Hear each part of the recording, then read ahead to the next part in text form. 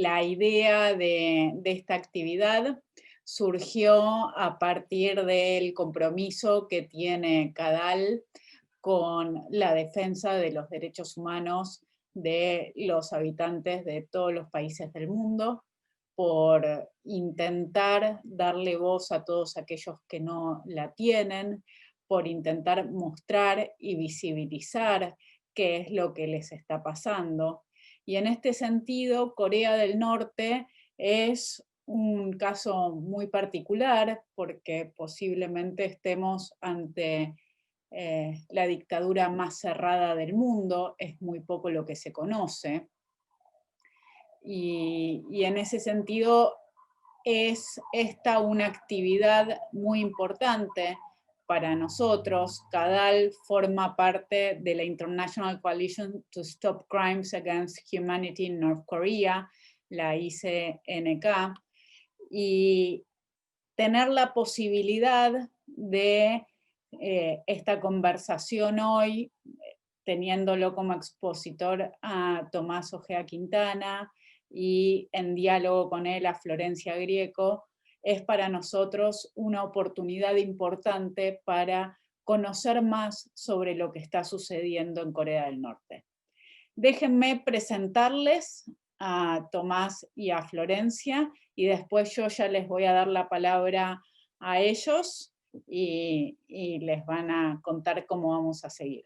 Tomás Ojea Quintana es un abogado argentino con más de 20 años de experiencia en derechos humanos que ha trabajado para la Comisión Interamericana de Derechos Humanos y ha representado a la organización no gubernamental argentina Abuelas de Plaza de Mayo en casos de sustracción de niños durante la última dictadura militar argentina.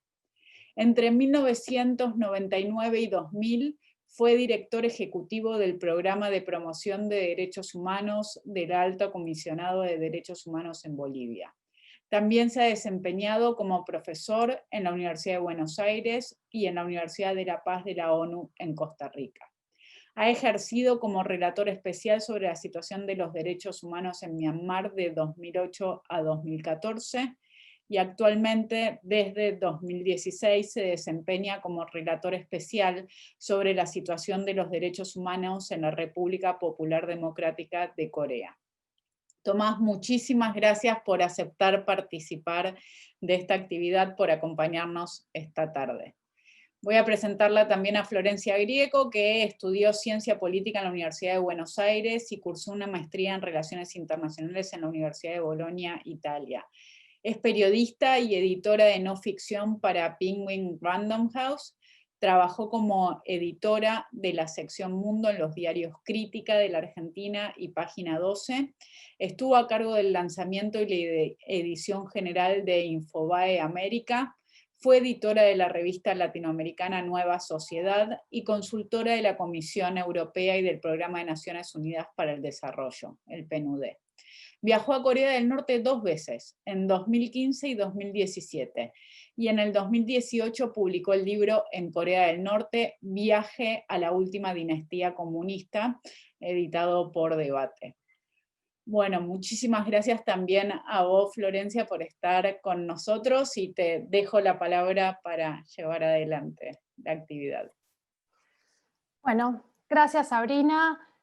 Hola Tomás, para mí es un gusto enorme, así que le agradezco a CADAL primero la idea, me parece que es una oportunidad muy valiosa y también bastante excepcional poder hablar con alguien como Tomás, que tiene una experiencia muy grande en el tema de derechos humanos, que es uno de los temas en los que primero pensamos cuando hablamos de Corea del Norte, o uno de los temas más importantes y más urgentes, pero también es muy interesante porque es argentino, es un funcionario que está trabajando en temas globales, internacionales de relevancia, pero también que tiene una mirada esto después yo se lo voy a preguntar porque tengo muchas preguntas y voy a tratar de contener las ganas de hacerlas todas para dar después lugar a las preguntas de los participantes, pero me gustaría saber también después si hay algo de la mirada desde América Latina que influye, que entra en juego cuando uno ve estos temas que son globales y muchas veces que parecen muy distantes para América Latina. Entonces, me parece que es interesante su mirada en su trabajo, pero también lo que nos puede compartir a nosotros sobre este tema, sobre todo sobre Corea del Norte. La dinámica que vamos a tener, el seminario va a durar 1 hora. Vamos a hacer primero, Tomás nos va a contar un poco algunos datos del informe y algunos temas que él nos quiere presentar. Después yo voy a tener un diálogo, le voy a hacer algunas preguntas y vamos a abrir preguntas a los participantes. Si ven abajo en la pantalla van a ver que hay un Q&A para dejar ahí todas las preguntas que quieran hacer. Yo las voy a ir tomando y las voy a leer y Tomás las va a responder. Así que bueno, dicho esto, vamos a escuchar al invitado de hoy, que es Tomás, y ya si querés puedes abrir el micrófono, nos puedes contar sobre todo sobre el informe.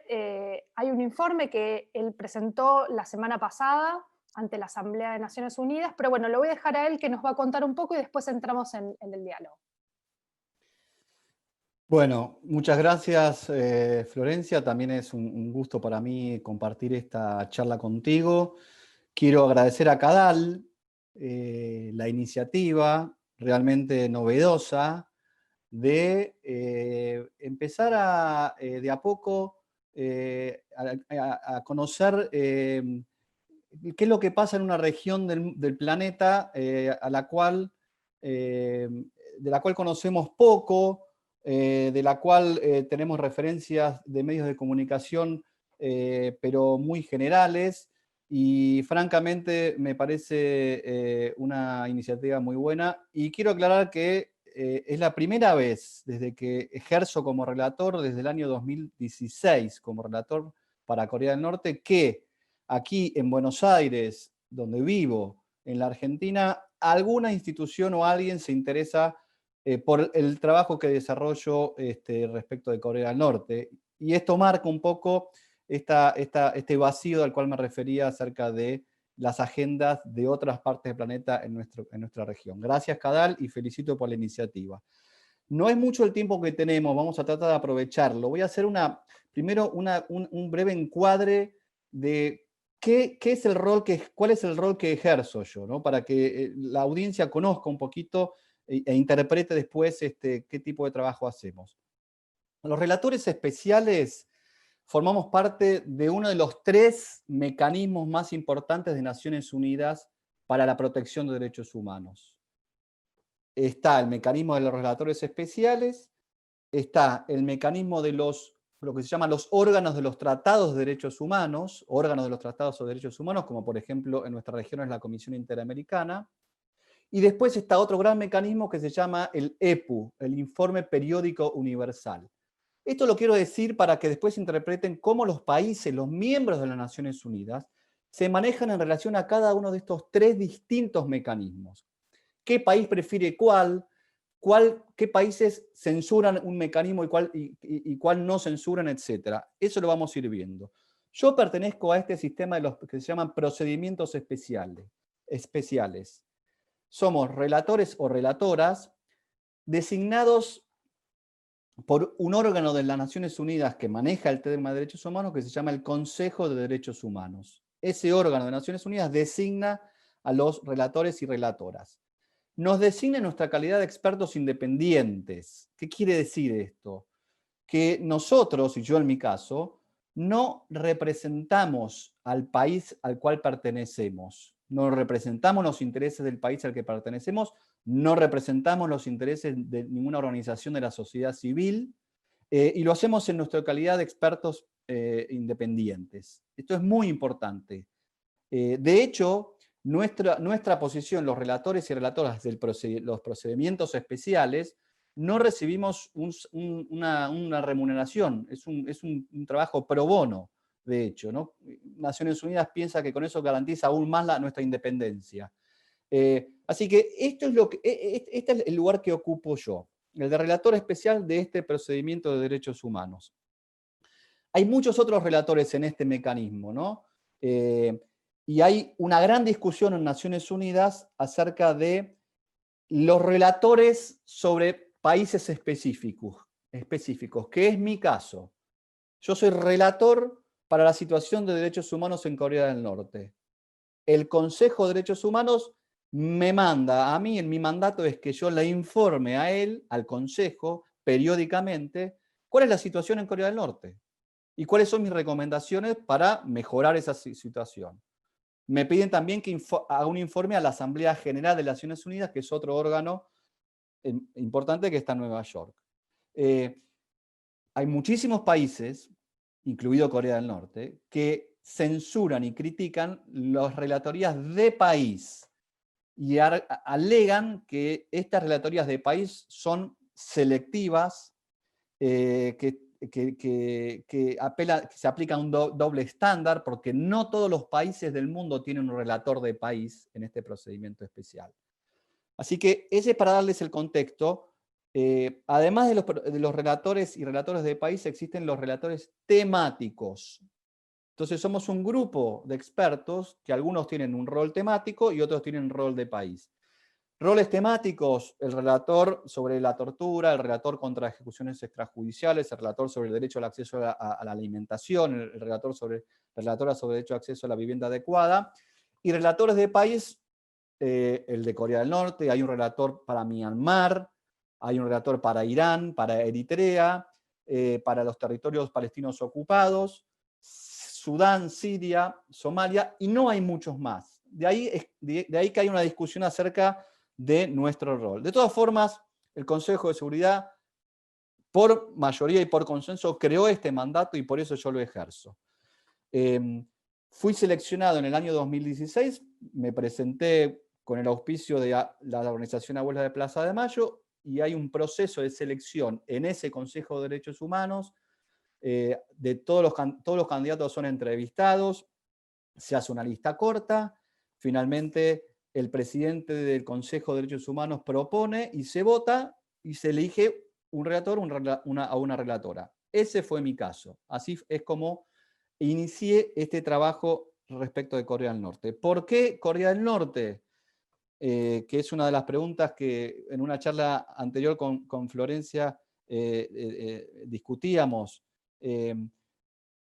Básicamente porque había tenido yo una experiencia previa como relator para otro país de Asia, en este caso del sudeste asiático, que es Myanmar, que fue una experiencia, en mi opinión, muy, muy buena, que me permitió viajar al país más de 12 veces, establecer un trabajo, una negociación, si se quiere, en aquella época existía un gobierno militar, 50 años de gobierno militar en Myanmar, pero pude visitar el país, ir a las cárceles, tener entrevistas con los presos políticos, visitar áreas que estaban bajo conflicto armado interno, tener conversaciones con los grupos étnicos armados, en fin, fue una relatoría que fue muy productiva para mi punto de vista, y cuando terminé esa relatoría, después de 2 años, me pareció importante, interesante aportar esa experiencia para otro país, en este caso Corea del Norte. Y así fue como ingresé, Florencia, y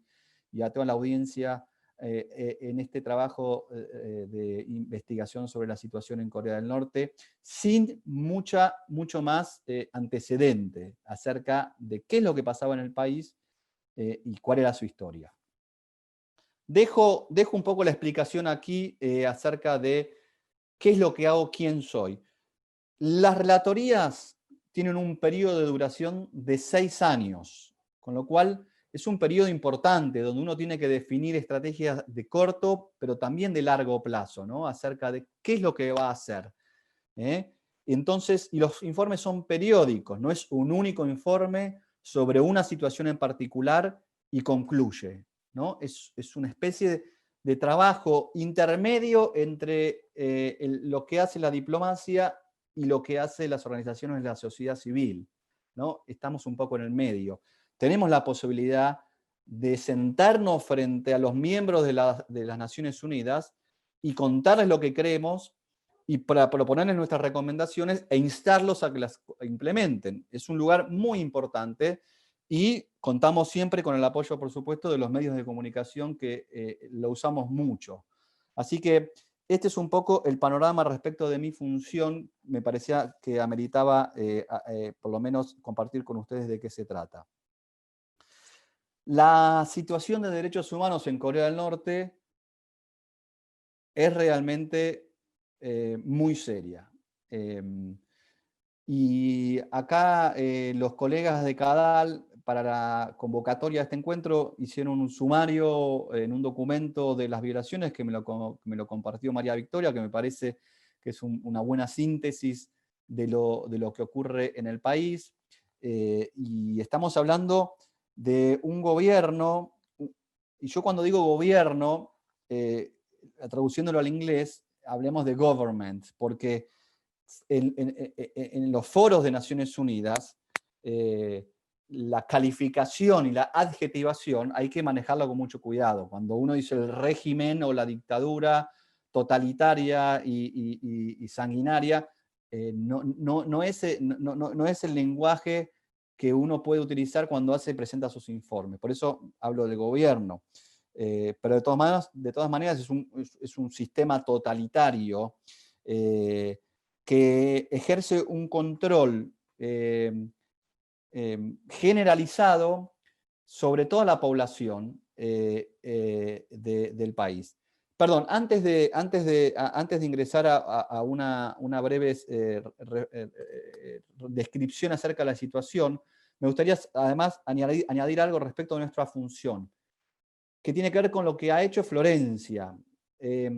Nuestra función como relatores, además de presentar informes, lo más importante, y es lo que conté que pasó con Myanmar, es poder ingresar al país, poder estar en el país, pisar el suelo, visualizar, escuchar, sentir y establecer contacto con la gente común, con las víctimas de derechos humanos en lo posible, en las cárceles o en los pueblos o donde sea, pero también establecer comunicación con las autoridades gubernamentales en el territorio.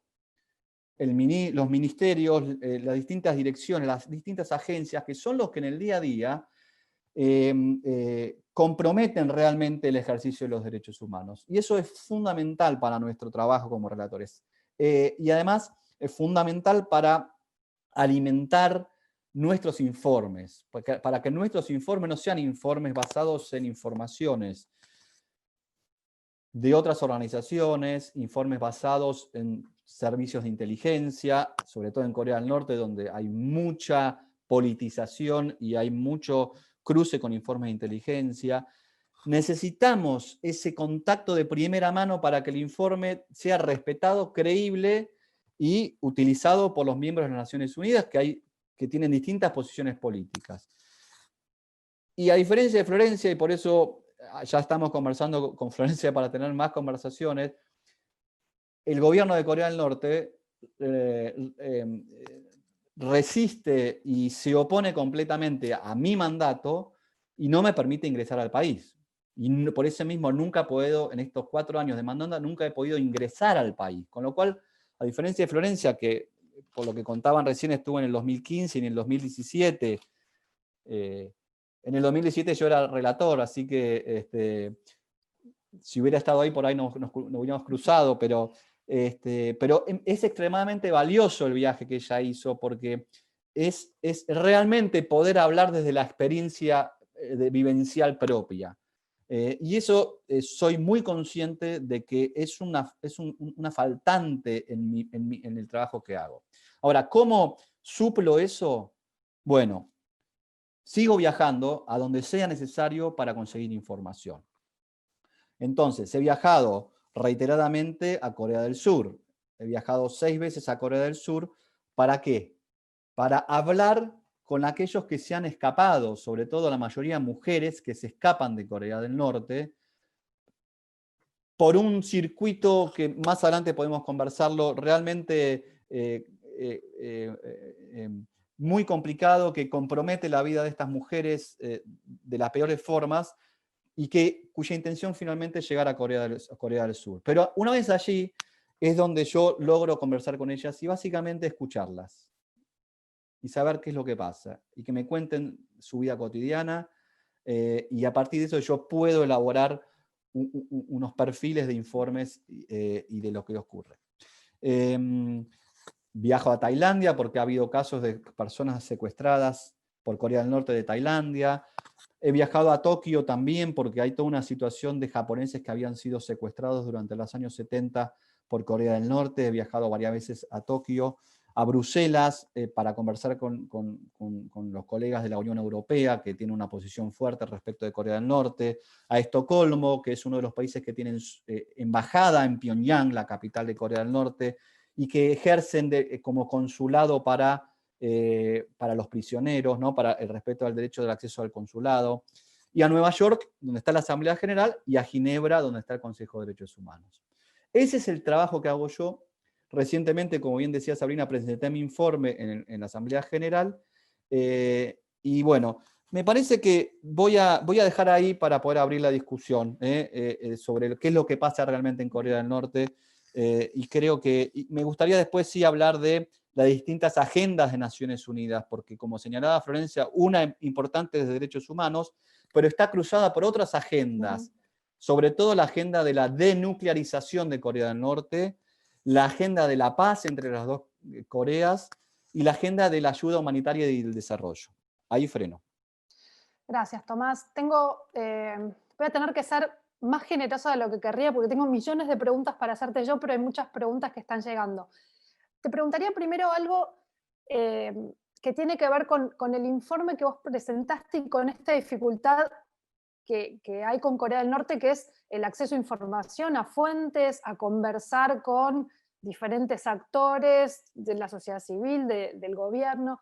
¿Cómo se hace un informe o cómo has hecho vos para acceder? Digamos, ahora contaste a dónde viajaste, pero ¿cómo calibras qué es lo relevante hoy? De hecho, el último informe es de este año, básicamente el último año, de septiembre a, no me acuerdo si era julio o agosto. ¿Cómo calibras la actualidad de los testimonios respecto de la situación, por ejemplo, este año, que tiene una particularidad, que es la crisis del COVID, que en Corea del Norte está exacerbada en gran medida por la situación previa, la situación humanitaria previa, la situación de derechos humanos, pero además por el cierre de fronteras que pone en crisis muchos aspectos del país?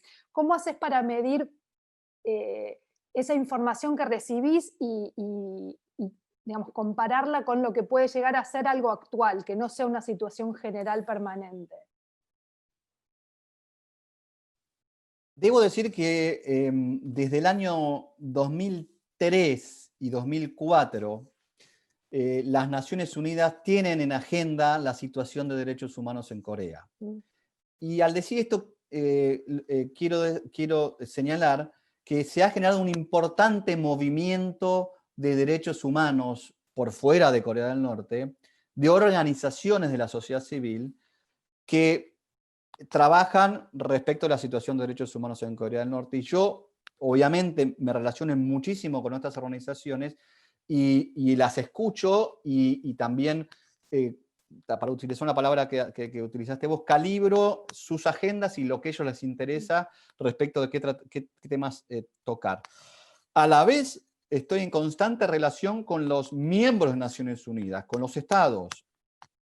Ayer tuve reunión con la República de Corea, hoy tuve conversación con el embajador de Alemania que preside en el Consejo de Seguridad el Comité de Sanciones. El gobierno de Japón, he estado en Washington, también he viajado y he tenido una muy buena entrevista con el enviado de Trump para los temas de Corea del Norte, que es Stephen Biegun, que bueno, es un funcionario designado por él, y tuvimos una conversación muy importante. También todas estas conversaciones me permiten ir orientando acerca de qué es lo importante, pero insisto, lo que me transmiten los escapees, como los califico yo, que son aquellos que se escapan en Corea, en la península coreana se los suele llamar defectors, que tiene una connotación política, pero sobre todo lo que me dicen ellos es algo muy importante para definir los contenidos de mi informe. En este caso, para contestar rápido y terminar con esta respuesta, tomé la situación del COVID-19 en Corea del Norte, cuáles son las implicancias en Corea del Norte respecto de las medidas adoptadas para contener la pandemia en el país, Y en este caso también me pareció relevante tratar un tema que se está empezando a tratar de a poco, que es el tema del ejercicio del derecho al trabajo en Corea del Norte, ¿no? En un país que está regido por el Partido de los Trabajadores de Corea, que de alguna manera determina la vida de cada uno de los coreanos y coreanas, y eso también lo incluí. Hay temas además que son permanentes y que a mí me preocupan sobremanera y que además siempre los incluyo en mi informe, que es por ejemplo la situación de los Kwanliso, que es el nombre que se le da a los campos de prisioneros políticos. Y este es un agujero negro en Corea del Norte porque, tomando esto que decía vos respecto de la falta de acceso, no se conoce casi nada de cuál es la situación de estos campos de prisioneros políticos, y la información remite al año 2007-2008. Y lo que esa información remite es situaciones extremadamente graves de la vida de esos prisioneros políticos en esos lugares. Y esos son temas que siempre están incluidos en mi informe. Y un último tema permanente, que también es una parte de la agenda, es el tema de la accountability o rendición de cuentas. Porque en el año 2014 hubo una comisión especial establecida por Naciones Unidas que determinó que se habían cometido crímenes de lesa humanidad en Corea del Norte. Y le pidió a las Naciones Unidas, esa comisión, que elevara el caso a la Corte Penal Internacional. Y eso no ha ocurrido. Y entonces se están dando muchas estrategias para ver cómo asumir el tema de la rendición de cuentas respecto de estos crímenes. Se habla mucho también, en parte porque obviamente el desconocimiento más generalizado, la falta de información confiable generalizada, hace que en gran medida, digamos, más allá de estos informes, en los medios haya muchas especulaciones. ¿Cuánto dirías vos que es realista pensar hoy en la situación, por lo que digamos, has podido recabar de información, a la época de los años 90, que fue cuando se produjo la gran hambruna en Corea del Norte, de la cual ni siquiera tenemos la cantidad concreta de personas que murieron? Se calcula entre 1 millón y 2 millones, pero digamos, 1 millón de diferencia es una locura. Se habla mucho ahora de, bueno, ¿cuánto podría estar acercándose Corea a un escenario así? ¿Vos cómo calificarías la situación actual en relación a esos escenarios tan dramáticos? Respecto de especulaciones, hay muchísimas, porque la agenda de derechos humanos está atravesada por intereses geopolíticos en una región del planeta que es sin igual respecto de los intereses geopolíticos, ¿no? Estamos hablando de una parte de la península coreana que tiene más de 1.300 kilómetros de frontera con la China, y tiene también frontera con Rusia. Y a la vez tiene a Japón al lado y tiene limítrofe para abajo Corea del Sur. Y hay alianzas geopolíticas que obviamente existen entre estos grandes jugadores internacionales, y entonces hay que ser muy cuidadosos respecto de cómo tratar la agenda de derechos humanos. No solo por especulaciones, a veces se traen serios abusos que se han cometido, pero que fueron denunciados y que fueron acreditados con evidencia hace 6, 7, 8 años, y se los trae al 2020, bueno, para generar atención, etcétera, y de los medios de comunicación, o para forzar agendas. Y bueno, eso cada organización sabe lo que hace. Yo soy muy cuidadoso en tratar de denunciar lo que ocurre al momento y con la evidencia que yo puedo tener al momento. Respecto de la situación del acceso a la alimentación, que es otro serio problema de derechos humanos en Corea del Norte, porque más del 40% de la población sufre undernutrition, está por debajo de los estándares de nutrición, y además hay serios problemas de seguridad alimentaria, es decir, las personas arrancan el día sin saber si esa noche van a tener una cena apropiada, básicamente, ¿no? Esto se ha agravado por las medidas que tomó el gobierno para contener la pandemia. En mi informe yo trato y esto lo quiero decir en un minuto, trato de recoger en la medida de lo posible lo que el gobierno de Corea del Norte quiere decir. Mi función, además de denunciar abusos, es tratar de establecer una relación con el gobierno. Ya lo dije al principio. Y para eso necesito escuchar lo que dice y tratar de recoger lo que dice e incluirlo en mi informe en la medida de lo posible que yo lo pueda verificar que se ajusta a la realidad. Y el gobierno ha dicho que no tiene casos, la pandemia no ha ingresado en el país. Y todas las informaciones en este sentido señalan que eso tiene cierta verosimilitud. Que es un país que ha logrado evitar que ingrese el virus. Ahora, el costo, y eso yo lo he reconocido porque estamos hablando del derecho a la salud y el derecho a la vida. Entonces hay que ser equilibrados y en estos casos reconocerlo. Ahora, el costo ha sido muy importante porque al cerrar la frontera con China ha evitado el comercio básico de las personas comunes que viven del comercio con China. Y eso entonces ha generado situaciones más serias de la inseguridad alimentaria. Y estamos todos observando qué es lo que pasa. Y hacia dónde va la situación no es nada prometedora, Florencia, porque quiero contarles que las agencias de Naciones Unidas que trabajan con la ayuda humanitaria, que proveen alimentación, UNICEF, etcétera, etcétera, se están yendo del país. Se está reduciendo la presencia de las Naciones Unidas en el país. En todos los países del mundo hay presencia de Naciones Unidas de ayuda humanitaria. En Corea se está cerrando, porque el gobierno no está permitiendo a estas agencias de Naciones Unidas viajar alrededor del país, y eso es extremadamente serio. Se están cerrando embajadas.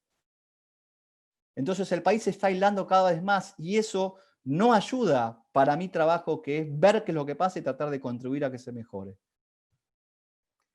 Hay un dato digamos, que es bastante, esto sí es uno de los pocos datos que se pueden comprobar, que es, se calcula que más o menos, por lo menos de personal diplomático, que es lo que decías vos, hay 300 personas, 300 extranjeros en todo el país que permanecen hoy después de algunos vuelos que autorizó el gobierno de Corea del Norte para que el personal diplomático que residía en Pyongyang saliera durante la crisis. Entonces, si pensamos 300 personas, 300 extranjeros en el país, es un número difícil de creer por lo reducido que es. La presencia de tan pocas personas que no pertenecen digamos, que no pertenecen a ese país, que están residiendo de forma relativamente temporaria, que sean tan pocos. Y personal humanitario, no sé si, yo no recuerdo ahora los números, pero también es realmente muy poca. Hay una parte del informe donde se habla donde plantean el tema del derecho a la expresión, a la información, y hay muchas preguntas acá que yo quisiera como ir incorporándolas, porque el rol del control de la información en el país es un pilar, digamos, que explica en gran medida cómo funciona la relación del gobierno con los propios ciudadanos. Yo quisiera ir leyéndote algunas preguntas ahora, pero antes me gustaría hacerte una pregunta más respecto de, vos contabas hace un rato los países a los que fuiste y a donde pudiste acceder. ¿Qué pasa con China? ¿Pudiste ir a China? ¿Pudiste ir a ciudades fronterizas con Corea del Norte? ¿Te han dado acceso? ¿No? No sé si eso nos podés contar algo. Importante esa pregunta porque el gobierno de China tiene una relación bastante dificultosa y limitada con las relatoras y los relatores en general. Hace poco, hace un año, 2 años, visitó China el relator sobre el derecho a la alimentación. Le permitió entrar y hubo toda una controversia. En mi caso, yo tengo una relación diplomática con el gobierno de China, me reúno con ellos. He pedido que me permitan ingresar al país, ir a Beijing a tener conversaciones con las autoridades, pero no me lo han dado todavía la autorización. Y por supuesto he pedido ir a las zonas limítrofes, ¿no? a Dandong y toda la zona que limita con Corea del Norte, porque ahí es donde quedan atrapadas estas mujeres que se escapan, quedan atrapadas en redes de tráfico, que las someten o a los matrimonios forzados o al tráfico sexual. y en otros casos les permite moverse y llegar a Corea del Sur. Esa región es muy importante acceder, pero ni siquiera ACNUR ha logrado acceder a esas regiones limítrofes en territorio de China. Así que hay una deuda pendiente. En todos mis informes siempre planteo que China tiene una responsabilidad de no repatriar a aquellas personas que se escapan de Corea del Norte, porque ha habido una tendencia de que cuando cruzan el río, en las peores condiciones, son detenidas en territorio de China y muchas veces devueltas a Corea del Norte. Y toda la evidencia señala que cuando esas personas son devueltas a Corea del Norte, el tratamiento, además de ser encarceladas, es de lo peor. Entonces, hay un principio en derecho internacional que se llama el principio del non-refoulement, que es no devolver a una persona, aun cuando sea un inmigrante ilegal, si se quiere, como China los considera, porque no los considera refugiados, pero aun cuando hay un inmigrante ilegal, si ese inmigrante ilegal va a ser devuelto al país de origen, y en ese país de origen está acreditado que va a sufrir violaciones a derechos humanos, se aplica este principio de acuerdo a las obligaciones de China, que es Estado aparte de la Convención sobre los Refugiados. Ya que estamos hablando de esto, me gustaría, si querés aclararlo, esta idea, porque hay varias preguntas sobre los desertores. Que vos hace un rato decías, bueno, también el uso del lenguaje define de algún modo una aproximación conceptual. Hablar de desertores en realidad es una perspectiva política, porque también podemos hablar de refugiados o de personas que escapan del país. Después, ahora si querés comentarme algo de esto, pero te hago algunas preguntas que tienen que ver con esto. Acá Mauro pregunta que se ha demostrado, hay una discusión sobre los desertadores o los refugiados norcoreanos en Corea del Sur, las dificultades de adaptación, pero también todo un proceso de adaptación que tienen que pasar en el propio país, muchas veces en situaciones muy difíciles. Bueno, acá Mauro dice, se ha demostrado que gran parte de desertores eran en realidad surcoreanos, miembros del servicio secreto. Teniendo en cuenta esto, ¿qué tan confiable sigue siendo la figura de desertor? Y después otra pregunta de Cristian, que es, asumo que, bueno, de nuevo, desertores han sido de diferentes zonas geográficas del país, incluso quizá de Pyongyang. ¿Podría comentar si hay qué diferencias ha notado respecto del acceso a servicios, escolaridad, libertades individuales de acuerdo al origen geográfico? Esto es interesante porque en el informe también vos lo ponés y es algo que se puede ver en Corea del Norte, la diferencia entre Pyongyang y el resto del país, en términos de accesos de forma de vida, pero me gustaría ver a ver si querés responder algo de esto, considerando esto de que, bueno, que la palabra más común con la que nos referimos a estas personas es desertores. Gracias, Mauro y Cristian. Es muy relevante lo que plantea Mauro. Yo debo decir que aquellos que se escapan de Corea del Norte y llegan a Corea del Sur, lo primero que ocurre es que son alojados en las facilities, digamos, en los edificios de la Agencia de Inteligencia de Corea del Sur. Después de un periodo de 2 o 3 meses, son enviados a un compound, bueno, perdón que se me confunden las palabras, pero con inglés, pero son enviados a un centro de adaptación a la cultura surcoreana y pasan otro periodo de 3 meses. Entonces, esto que no se conoce, pero que yo sí lo conozco y lo pondero a la hora de evaluar los testimonios, porque me parece crítico, ¿por qué son alojados primero durante 2 o 3 meses en los servicios de inteligencia de Corea del Sur?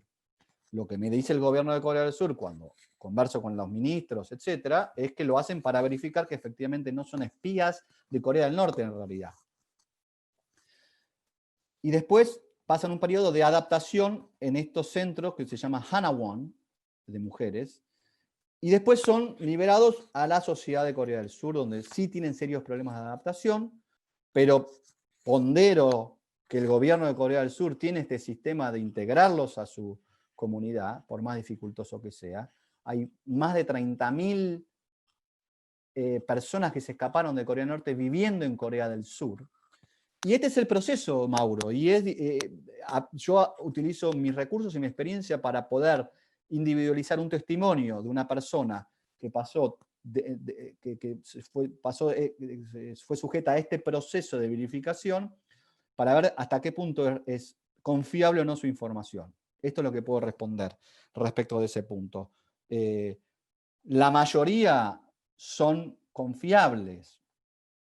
A veces pueden haber sido influenciados, y yo eso lo tengo presente, respecto de ciertas expresiones, puede decir, yo no tenía derechos humanos en Corea del Norte. Bueno, si hay una expresión de ese tipo, uno puede pensar que por ahí tuvo cierta influencia respecto del lenguaje, pero las historias son reales y concretas y verificables. Y respecto a lo que dice Cristian, hay mucho para decir respecto de lo que ocurre en Pyongyang y lo que ocurre en las provincias, en Pyongyang y en otras ciudades importantes de Corea del Norte, y lo que ocurre en el countryside, en el campo, ¿no? donde está la gente más común. Y primero hay un problema de discriminación sistémica, que es lo que se llama el Songbun, que ahora no es que no existe, sigue existiendo, pero sus orígenes son un sistema de castas o de individualización de aquellos que colaboraron con la invasión japonesa. Y es algo que no hemos hablado acá, Florencia, sobre la historia de Corea del Norte, sobre la guerra de Corea, todos elementos que hacen y explican muchas de las cuestiones que están ocurriendo hoy. Entonces, este sistema de discriminación viene de aquella época. Entonces, aquellos empresarios que habían colaborado con Japón, que estaba gobernando Corea, que había invadido Corea, bueno, tenían las peores condiciones, eran enviados a las provincias, etc. Algo de esto sigue existiendo, pero además, respecto del acceso a derechos sociales, efectivamente hay una situación en la que es difícil caracterizar bien qué es lo que pasa, pero la población que vive en las provincias, en el campo, está librada a su azar, sin acceso a servicios básicos, no se le prevé alimentación, porque no nos olvidemos que este es un régimen de origen comunista donde había un sistema de distribución pública de alimentación, y que ese sistema dejó de existir porque fracasó, especialmente, como decía Florencia, durante la década del 90. Entonces, estas personas son libradas a su azar, de allí la seria situación de inseguridad alimentaria, etc. Todos vieron, bueno, supongo que los que están en esta reunión han visto la parade, la demostración, el desfile militar reciente en celebración del 75 aniversario de la creación del Partido de los Trabajadores, ¿no? En Corea. Y ahí el líder de Corea del Norte, Kim Jong-un, tercera generación de los Kim, dio un discurso que yo les recomiendo que lo lean a los que están interesados en este tema, para ver qué es lo que dice. Porque en un momento, y además se dijo mucho de que había llorado cuando dio el discurso, etcétera, si eso era genuino, ¿no? Y ahí empezaron las especulaciones de las cuales hablaba Florencia, etcétera, y bueno, es todo así, ¿no? Con Corea, pero uno tiene que tratar de despejar y tratar de ir al punto. Y él dijo que reconocía que había fracasado su plan económico de 5 años que implementó en el 2012-13. Había fracasado y que la gente sufría serias condiciones económicas. Y convocó a un congreso del Partido de los Trabajadores que se va a hacer en enero del año que viene. Y también les recomiendo que estén atentos a ese congreso porque ahí se va a definir, las autoridades de Corea del Norte definirán qué van a hacer. ¿Qué van a hacer? ¿Van a mantener el plan nuclear? ¿Qué van a hacer con la economía? ¿Qué van a hacer con las sanciones? ¿Qué van a hacer con la relación con Corea del Norte? ¿Qué van a hacer si hay un gobierno que cambia en Estados Unidos y no es Trump y es Biden? Etcétera, etcétera, etcétera. Tenemos muchísimas preguntas. A ver, Voy a ver si puedo agrupar un par. Por un lado, Ignacio pregunta, bueno, es una pregunta que a veces es difícil de entender desde afuera, ¿cómo es que el gobierno coreano ejerce poder sobre la gente? ¿Nunca la sociedad intentó cambiar su gobierno mediante protestas y reclamos? Hay una mención en el informe respecto del nivel de organización desde el Estado de la vida diaria, cotidiana de los ciudadanos norcoreanos y cómo ese nivel de organización prácticamente vale para casi todos los espacios de la vida, entonces el control es muy desde las bases, pero bueno, ahora le voy a pasar la palabra a Tomás. Y otra pregunta, Juan David pregunta respecto de derechos humanos de personas con discapacidades físicas y mentales en Corea del Norte, si puedes mencionar algo.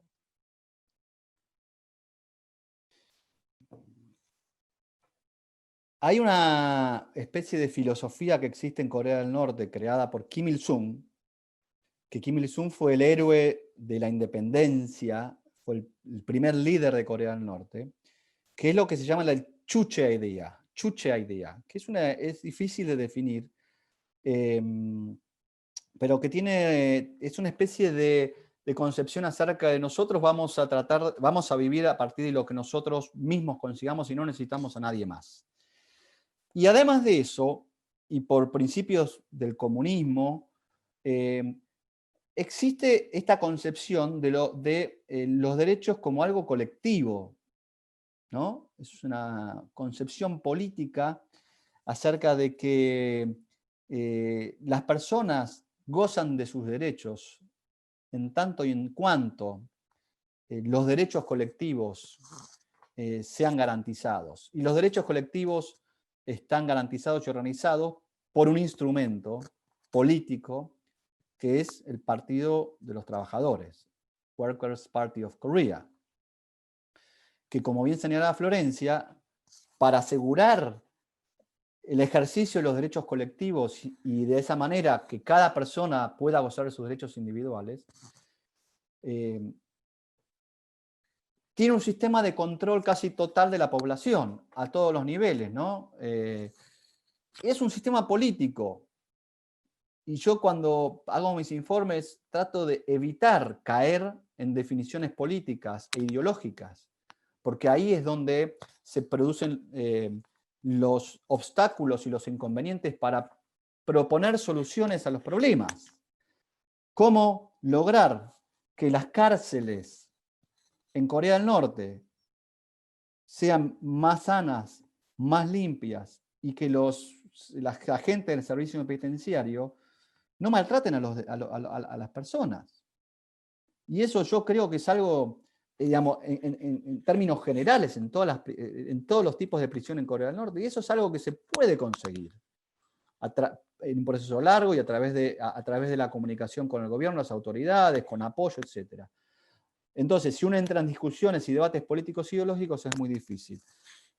Pero la realidad es que ese sistema ejerce un control sobre toda la población y viene acompañado, y esto es lo que responde a por qué nos vemos protestas o reclamos generalizados en Corea del Norte por parte de la población, viene acompañado de dos elementos fundamentales. Uno es el uso del miedo por parte de las autoridades, en el sentido de que cualquiera que ose cuestionar el sistema puede sufrir detención arbitraria, tortura, desaparición forzada y ser enviado a un campo de prisioneros políticos donde no va a salir nunca más. Ese miedo está presente en cada una de las personas que se escapan que yo entrevisto. Yo no les pregunto, como digo, no hay información hoy de esos campos de prisioneros políticos, no se sabe bien qué es lo que pasa, pero todos ellos me dicen que saben que existen y que el miedo de ser enviados allí está y no se va. Y ese es el primer elemento. Y el segundo elemento es que sobre todo las personas con necesidades básicas insatisfechas, en un sistema, como decía recién, de derechos colectivos que en teoría debería garantizar esas necesidades básicas insatisfechas, que no lo hace. Entonces es una contradicción básica en el sistema que existe hoy en Corea del Norte. Y entonces las personas casi que no tienen ni energía, ni tiempo, ni ganas de protestar. Es un elemento básico, ¿no? Están subyugadas por las necesidades básicas cotidianas, entonces estos dos elementos se combinan para que no haya realmente este tipo de protestas que estamos viendo. Y ahora le contesto a Juan, a Juan Darío. Bueno, no sé cómo es. Pero antes quiero decir algo. Cuando yo asumí este mandato en el 2016, había una agenda de Naciones Unidas y de toda la comunidad internacional que lo que buscaba era que el sistema o el régimen, si quieren, en Corea del Norte, cayera. The fall of the regime. Y me acuerdo como si fuera hoy estar teniendo una cena en Ginebra con el embajador de Corea del Sur, el embajador norteamericano, la gente de las comisiones de investigación, el embajador de Japón, y lo que me decían era, nosotros lo que estamos esperando es cuestión de tiempo, pero el régimen va a caer. Y yo realmente no pude compartir que mi trabajo que recién iniciaba se basara en esas premisas, de que yo iba a trabajar, mi trabajo iba a estar determinado por el momento en que cayera el régimen, porque no podía trabajar sobre esas premisas. Mis mandatos son para otra cosa. Y de hecho, son años que el sistema en Corea del Norte sobrevive. Respecto concretamente de la pregunta de los derechos de las personas con discapacidad, algo muy, muy interesante. Corea del Norte, si bien no se relaciona conmigo como relator de Naciones Unidas de país, sí se ha relacionado con una relatora temática, que es mi colega Catalina de Bandas, que ejercía la relatoría especial para los derechos de personas con discapacidad. ¿Qué es lo que pasó en el año 2017? Corea del Norte le permitió ingresar al país. Fue una novedad importantísima. Primer relator que visitaba Corea del Norte. Catalina de Bandas. Y estuvo en el país, y les recomiendo a los que les interesen que traten de investigar cómo fue esa visita al país. Nosotros le llamamos la misión. ¿Cómo fue su misión en Corea del Norte? ¿Con quién se entrevistó? ¿Cuáles fueron sus conclusiones? ¿Qué tan limitante fue esa misión? ¿A dónde pudo ir? ¿A dónde no pudo ir? Fue muy interesante. Y eso muestra que Corea del Norte hay algunas cuestiones que por ahí sí está interesada en discutir y está abierta a discutir respecto de derechos humanos. Es muy interesante. Quiero decir que te agradezco porque estás siendo muy abierto, muy generoso con toda tu experiencia, que no siempre es fácil, porque hay roles que imponen muchas veces algunos límites, y Corea del Norte tiene tantos aspectos por los cuales se pueden abordar los temas, y muchos temas están cruzados por esto que vos decías, diferentes agendas, y cómo esas agendas inevitablemente entran en juego a la hora de hablar de otros temas que quizá parecerían más fáciles de consensuar, como los derechos humanos y la paz. Sin embargo, esta agenda geopolítica es muy interesante y no es tan frecuente escucharlo, sobre todo de alguien que ocupa un lugar como el tuyo. Así que yo eso quiero compartirlo porque es importante. Te hago una pregunta relacionada con esto y después retomo algunas más, que es, ¿cuál dirías vos que hoy es la relevancia de la paz o de la agenda de la paz en la agenda de derechos humanos? Eso por un lado. Y después te hago acá dos preguntas que tienen que ver con otros interlocutores, que preguntan a ver si vos los tenés. Unos preguntan si es un interlocutor válido para vos, Alejandro Cabo de Benós, que por las dudas aclaro, es un español que trabaja con el gobierno norcoreano, es el líder de la organización de amistad con Corea, pero en general, bueno, se dice que hace negocios con el gobierno, sobre todo para Occidente, pero bueno, si para vos es un interlocutor. Y también pregunta Agustín si has tenido contacto con otro argentino que está en un rol muy importante, que es el director de la Agencia Internacional de Energía Atómica, que es Rafael Grossi. A ver, relevancia para la paz. Abiertamente apoyé la iniciativa del presidente de Corea del Sur, Moon Jae-in, de establecer un nexo con Corea del Norte. También lo hice respecto de las summits entre Trump y Kim Jong-un. Aislar a Corea del Norte, para mí, en mi función, significa aislar a las personas de Corea del Norte, a las personas que sufren abusos. No es útil para mi mandato. Y por eso toda iniciativa de tratar de abrir un poco el país es bienvenida. Y todas esas iniciativas, en especial la de Corea del Sur, tienen mi apoyo. A la vez, cada vez que he expresado este apoyo públicamente, he dicho que las negociaciones de paz deben incluir un capítulo de los derechos humanos. La paz sin el ejercicio de los derechos humanos no puede ser sustentable. Esto es lo que he dicho. En el largo plazo. No es sustentable. Estamos hablando de negociaciones de paz, pero la paz tiene que ser en beneficio de quién. Tiene que ser en beneficio de las personas comunes, no solo de las autoridades ni de los gobiernos. Y si acá mi trabajo es bregar por los derechos humanos de las personas de Corea del Norte, cualquier acuerdo de paz espero que los beneficie. Y para eso es necesario incluir un capítulo de derechos humanos.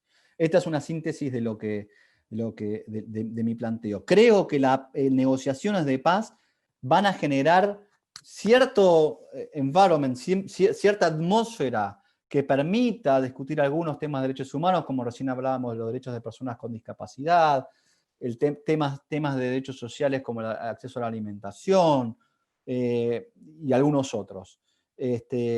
Así que esta es mi posición respecto de la necesidad de que haya paz en la península coreana, en un estado de armisticio. Por ahí algunos de los oyentes no saben que la guerra de Corea concluyó con un cese al fuego. Solamente con un cese al fuego. Es decir, paremos de disparar, que no vuelen más las balas, ni los misiles, ni nada. Pero no hay un acuerdo de paz. Entonces, esta iniciativa del gobierno de Corea del Sur y también de Corea del Norte de trabajar en una declaración sobre la paz me parece importante. Me parece importante. Hay mucho más para decir eso, pero lo dejo ahí. Respecto a lo que pregunta Agustín, este señor Alejandro Cao, no tengo bien el apellido, yo lo que puedo decir es lo siguiente. Para mí, en principio, cualquier persona que me pueda aportar información es un interlocutor válido.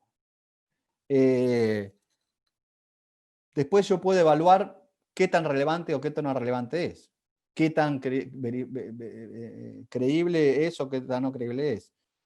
Lo poco que he escuchado de este señor, las cosas que expresa, realmente para mí no son muy útiles respecto de elaborar un informe, ¿no? y de plantear algunas cuestiones de Corea del Norte. Realmente no. Pero en general, todo interlocutor es válido.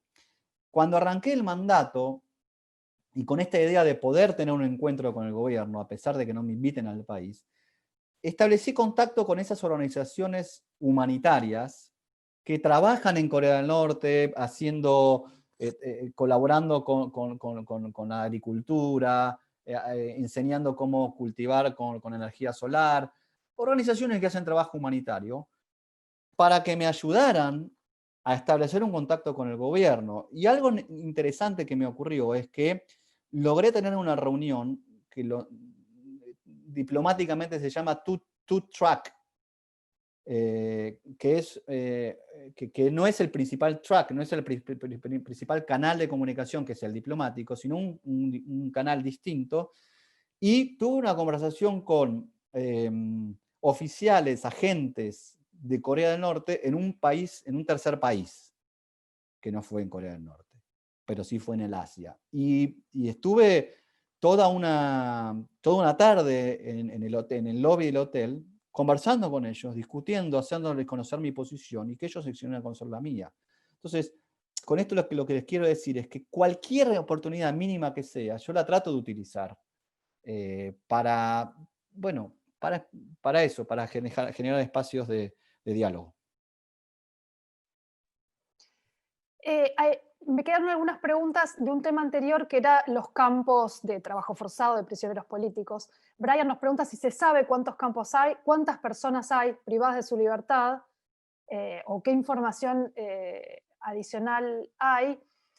Y alguien más que preguntaba respecto de esto es, bueno, ¿en qué consisten estos campos? Y si hay evidencias de que Otto Warmbier fue enviado, si tenés alguna información respecto de esto. Otto Warmbier es un estudiante de Estados Unidos que fue detenido, ahora no me acuerdo si fue en diciembre de en enero de 2016 creo que fue, y un año después Corea del Norte informó que estaba en estado vegetativo y lo devolvió a su país y finalmente murió, sin que esté claro cuáles fueron los motivos.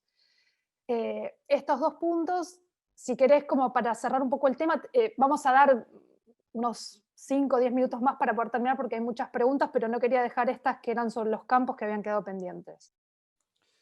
Hoy hablé de esta comisión de investigación, que es otra forma que las Naciones Unidas cada tanto crean, que es otra forma de resolver problemas de derechos humanos, que son especie de comisiones que no son judiciales, obviamente, no, porque no son judiciales, no son jueces ni juezas, se llaman comisión de investigación, pero tienen un mandato distinto a lo de los relatores y relatoras, ¿no? Venimos charlando de cuál es el tipo de trabajo que hago yo.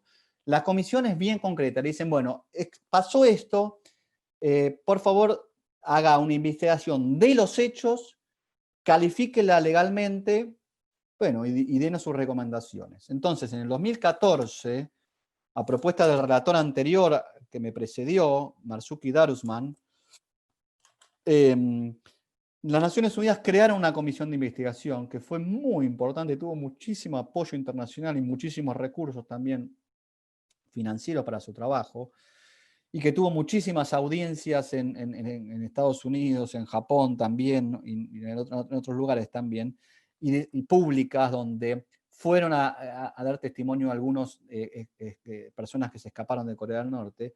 Y ese informe, que fue un informe que cambió un poco la agenda de derechos humanos del 2014 en Corea del Norte, fue el que concluyó que existían 5 campos de prisioneros políticos en Corea del Norte y que alrededor de 120.000 personas estaban alojados en esos campos. Esta es la conclusión de la comisión de investigación. Mi sugerencia es que vayan y vean el informe. Es un informe muy, muy extenso, pero esta es su conclusión. Esas conclusiones llegaron a esas conclusiones a partir de, como decía, de algunos testimonios, unos pocos testimonios de algunas personas, una persona que se había escapado de uno de esos campos, de un guardia de uno de esos campos, y después por información de distintas organizaciones de la sociedad civil.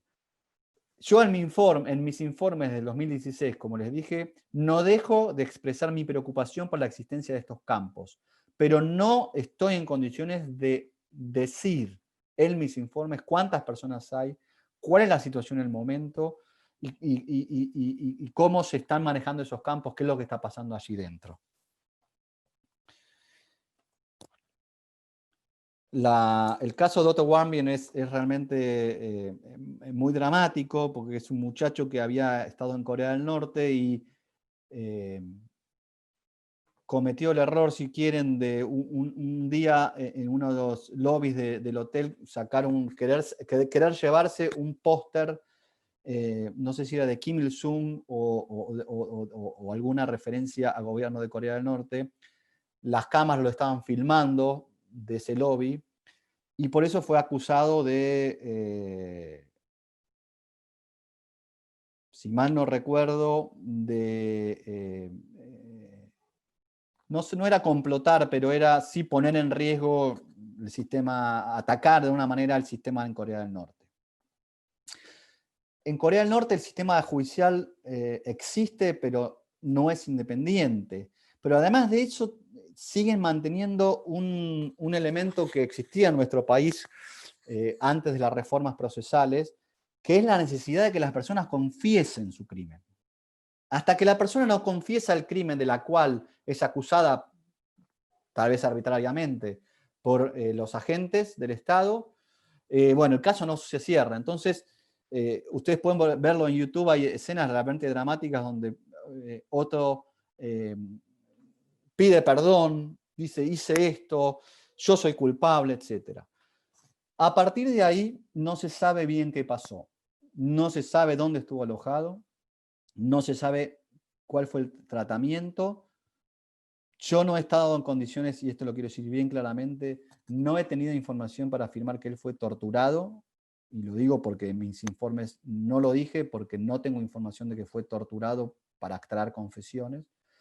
Me he entrevistado en Nueva York con los padres de Otto,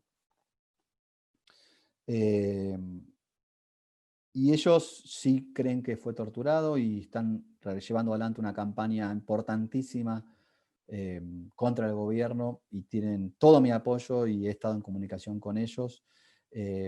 No se sabe qué pasó, entró en estado de coma y en medio de las negociaciones entre Trump y Kim Jong-un, de un día para el otro, un enviado desde Washington viajó a Corea a buscarlo porque estaba en estado de coma y en estado de coma fue llevado desde Corea del Norte, de Pyongyang, a Washington. Allí llegó y después de unos días falleció.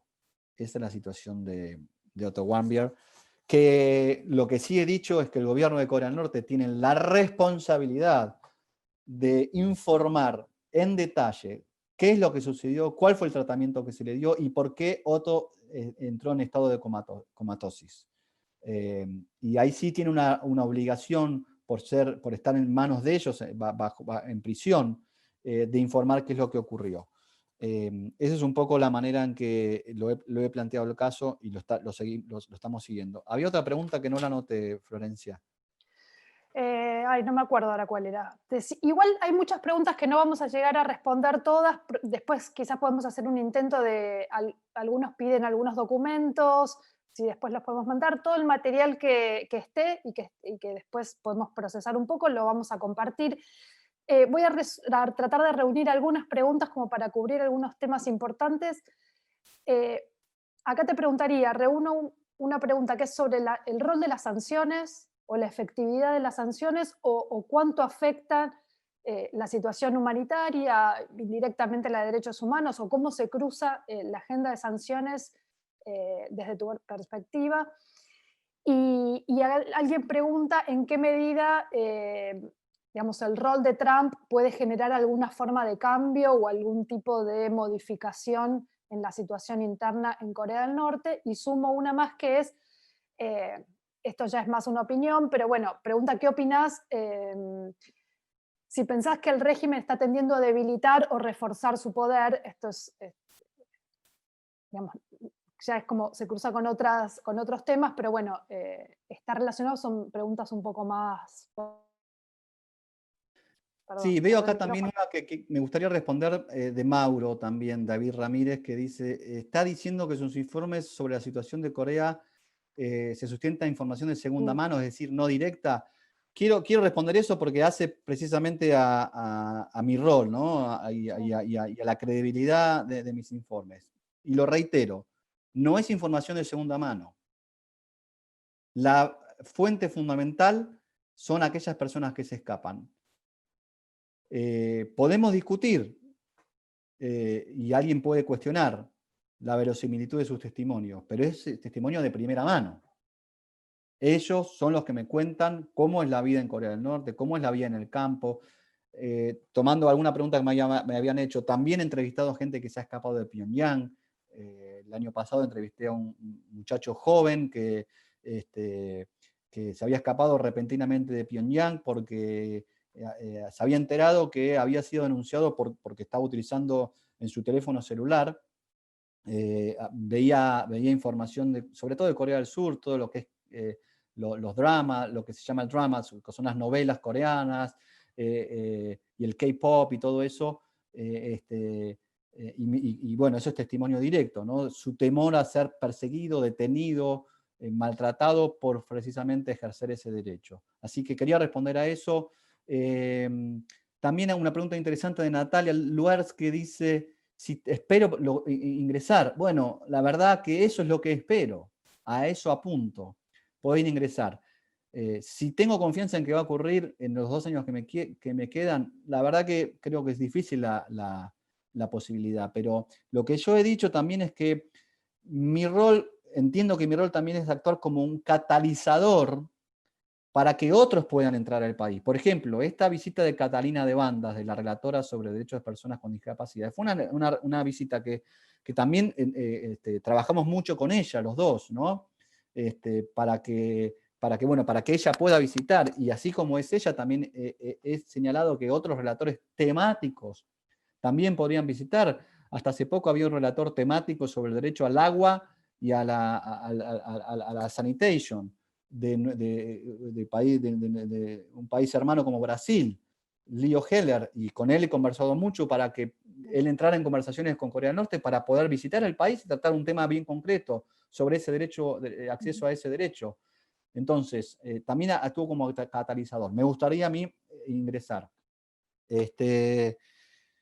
Sanciones, y no quiero perder la oportunidad de hablar de esto, porque he sido lo más directo posible en mis informes. El sistema de sanciones de Naciones Unidas fue creado por el Consejo de Seguridad, que es el órgano es el órgano que tiene el poder de fuego en Naciones Unidas, ¿no? Sobre todo por los 5 miembros permanentes del Consejo de Seguridad.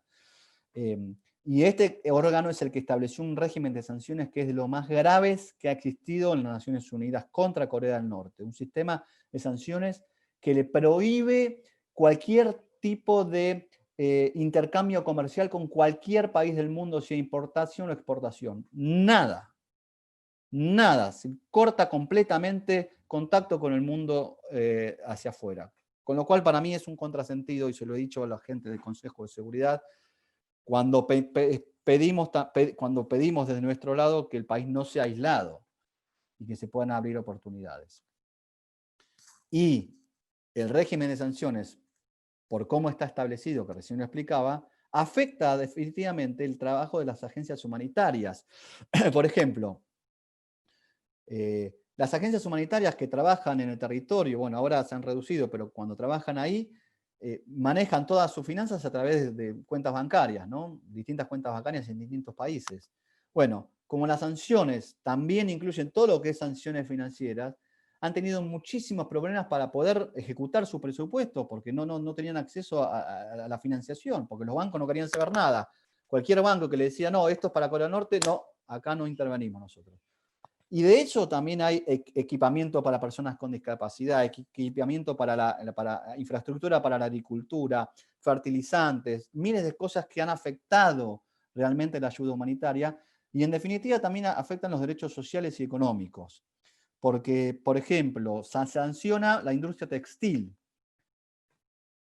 Corea del Norte no puede exportar nada de la industria textil, y la industria textil básicamente está manejada por mujeres que ahora han cerrado, y que casi han cerrado y no pueden trabajar más, y eso afecta la vida personal, la economía de estas mujeres y sus familias. Y eso tiene que ver con derechos económicos sociales, que son derechos humanos, y es por eso que, como una cuestión de principio, pero también en mis relaciones bilaterales con los miembros de Naciones Unidas, siempre lo planteo mi preocupación y busco y planteo soluciones de cómo evitarlo. Ahora estoy planteando que se haga un informe concreto de cómo las sanciones impactan estos derechos, que lo haga el secretario general de Naciones Unidas, que implementen recursos para esto. Más allá de lo que podamos pensar sobre Trump como individuo y como conductor de Estados Unidos, en lo que respecta a Corea del Norte, ha sido, y ya lo dije, ha sido una iniciativa interesante generar un espacio de diálogo. Se ha perdido una oportunidad, lamentablemente, en la segunda cumbre en Hanoi, donde la cumbre en Hanoi en el 2019, en febrero, terminó abruptamente. Y Kim Jong-un estaba sentado ahí. Y me acuerdo perfectamente porque en un momento estaban sentados de un lado Kim Jong-un y sus asistentes y su gente, y del otro lado estaba Trump con John Bolton, que era un asesor de seguridad, y entraron los medios de comunicación, ¿no? Internacionales, que fue un momento interesante porque estaba Kim Jong-un. Entonces se permitieron algunas preguntas, y bueno, una de las preguntas fue, señor Kim Jong-un, ¿usted está listo, está preparado para empezar un proceso de desnuclearización? Y él dijo, bueno, si no, no estaría acá, dijo. Fue una buena respuesta. Pero me acuerdo especialmente porque le presté atención que un periodista que nunca lo pude identificar le preguntó sobre derechos humanos. Si ustedes pueden acceder a esa conferencia de prensa, se le dijo, ¿se respetan los derechos humanos en su país? O una pregunta similar. ¿Y saben lo que ocurrió? Trump no le dejó contestar. Cuando se le estaban traduciendo la pregunta a Kim Jong-un, que la pregunta iba hacia él, Trump interrumpió y dijo, no, bueno, acá ya está, todo se va a discutir, no se preocupen, y bueno, y concluyó. Así que bueno, no sabemos qué va a pasar en Estados Unidos, es impredecible con las elecciones. La estrategia de Obama, al Partido Demócrata, de lo que se llamó la paciencia estratégica, que es, bueno, dejar que el régimen vaya debilitándose para responder a esta tercera pregunta, y vaya cada vez debilitándose más, y eso lo lleve a obligarlo a negociar. La verdad que no, en mi opinión, no ha dado resultado. De hecho, Kim Jong-un ha declarado que ya cuenta con un programa nuclear consolidado, y en el último desfile militar mostró el misil intercontinental, que es lo que le preocupa a Estados Unidos. Un misil intercontinental que pueda salir de Pyongyang, atravesar la atmósfera, viajar por fuera de la atmósfera y llegar a territorio norteamericano. Un misil intercontinental. Lo mostró en la última desfile militar. Así que, y mientras tanto, además, tiene miles de misiles de corto alcance que llegan, por supuesto, a Corea del Sur y también a Japón. Así que el escenario de seguridad y geopolítico es muy complicado en este sentido. Bueno, hemos recorrido así un panorama que es muy complejo, creo que fue muy, muy claro hasta acá. No quiero extender mucho más el tiempo porque habíamos comprometido 1 hora.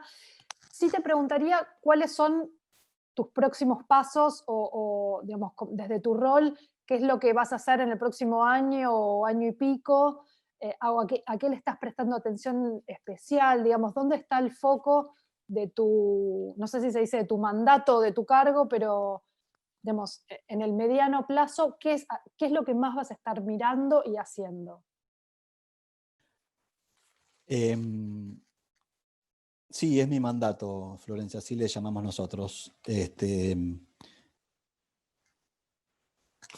tema de la rendición de cuentas es un tema, rendición de cuentas de crímenes de lesa humanidad, de la Comisión de Crímenes de lesa Humanidad, y esto tiene que ver con el grupo que integra CADAL, el Citizens Alliance Against Crimes Against Humanity. Es un tema que va a ser tratado especialmente en la próxima sesión del Consejo de Derechos Humanos en Ginebra en marzo del año que viene. Es un tema que está en agenda.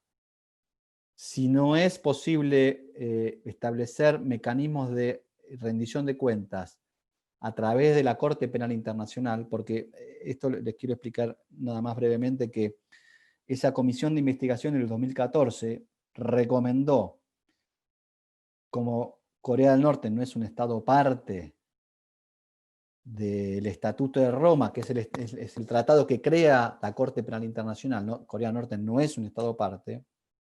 La única manera, entre otras por ahí, de que intervenga la Corte Penal Internacional es si el Consejo de Seguridad de Naciones Unidas envía el caso a la Corte Penal Internacional. Y esto es lo que le pidió la Comisión de Investigación al Consejo de Seguridad. Ahora, el Consejo de Seguridad tiene 5 miembros permanentes, entre ellos China y Rusia.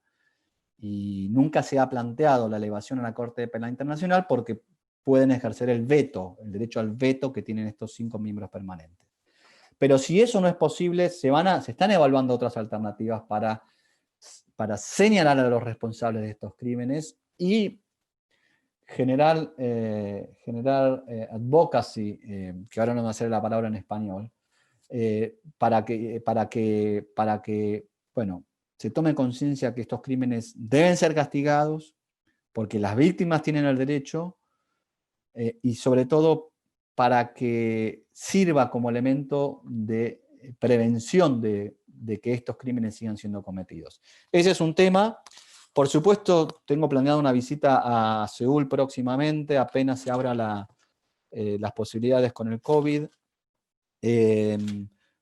Y bueno, otros viajes que por el momento no quiero decir, pero también otros viajes por mi mandato. Y bueno, y veremos qué otros temas concretos de derechos humanos trataremos. Seguir empujando para que Corea del Norte continúe con estas pequeñas aperturas que ha mostrado respecto de la agenda de derechos humanos. Hoy al principio de la charla les hablaba del EPU, del Examen Periódico Universal, que es uno de los 3 mecanismos de Naciones Unidas. ¿Qué es el EPU? Es el lugar donde se revisan los derechos humanos de cada país, pero se hace entre ellos mismos. Se sienta un país y enfrente tienen los otros países y entonces entre ellos se preguntan, bueno, ¿qué le está pasando a usted? Bueno, me pasa esto, bueno, por favor haga lo otro. Entonces yo me comprometo a hacerlo. Entonces Corea del Norte y otros países dicen, no, nosotros no queremos saber nada con los relatores como usted, no queremos saber nada con las resoluciones de país. Para nosotros los mecanismos de derechos humanos es el EPU. Hacia ahí vamos. El problema con el EPU es que, por ejemplo, acá tenía la información del EPU. Corea del Norte se hicieron como 200 y pico de recomendaciones, les hicieron a Corea del Norte en el EPU pasado. Y Corea aceptó como 100 y pico. Sí, yo voy a implementar 100 y pico, pero no hay manera de verificar la implementación de esos informes. Pero bueno, esa es otra entry point, como se dice en inglés, otra manera de entrar para ver si hay posibilidad de mejorar algunos aspectos de derechos humanos. Lo dejaría ahí, Florencia.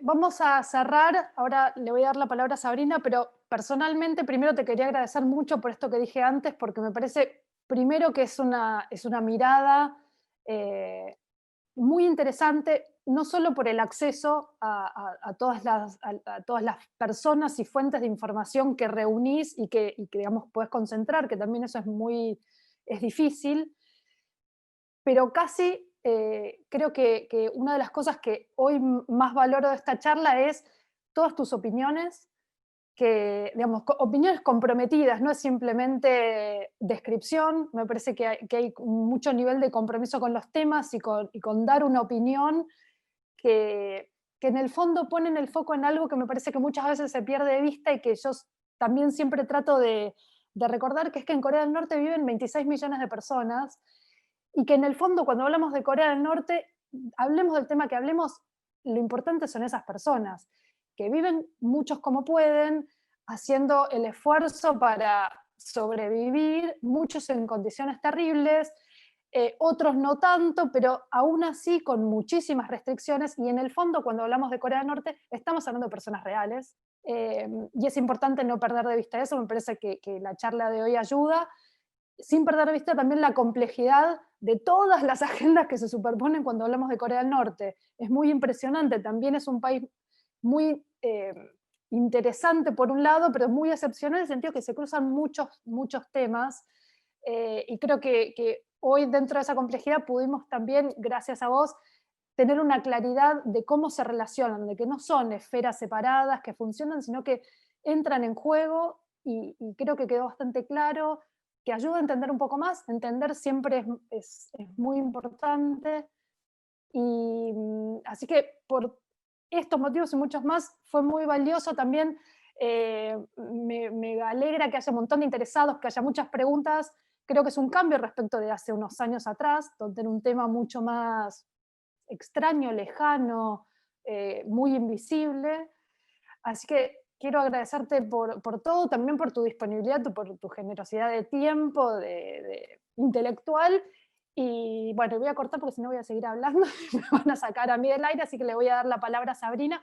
Pero bueno, gracias a vos y gracias a todos los participantes que estuvieron ahí con mucho interés. Y gracias a Cadal, a Sabrina, a Gabriela, a todos los que organizaron, que la verdad es que me parece que fue una gran idea, que espero que se repita pronto. Así que bueno, eso es todo por mi parte.